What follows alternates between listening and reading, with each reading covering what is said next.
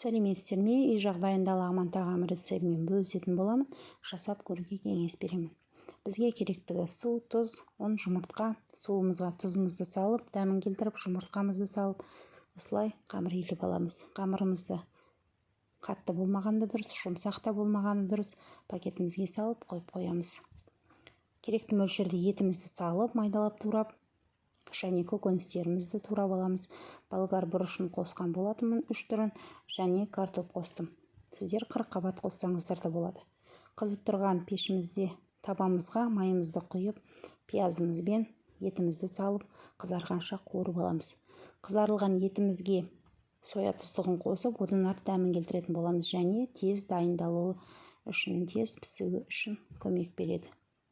Туралған көкөністерімізді салып, дәмдеуіштерімізді салып, жақсылап майға қуырып аламыз. Артынан картоп қосатын болсаңыздар, артынан қосқандарыңыз дұрыс, езіліп кетпес үшін.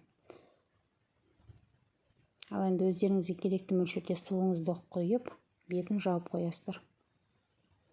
Дайын болған қамырымызды жаюға кірісеміз, созуға. Қолымыздың көмегімен осылай сопақша етіп жайып алғанымыз дұрыс. Және де артынан бөліктерге бөліп, созуға дайындаймыз. Міне осылай қамырыңыздың көлеміне қарай бөліктерге бөліп аламыз. Міне осылай қамырымызды біртіндеп созып аламыз. Бірінші рет созылған қамырымызды осылай тындырып қойып, екінші рет созылған кезде пісіруге дайын болады. Оған дейін кастрюльдеріңізге суларыңызды құйып, нан пісіретін суларыңыз дайындасаңыздар болады.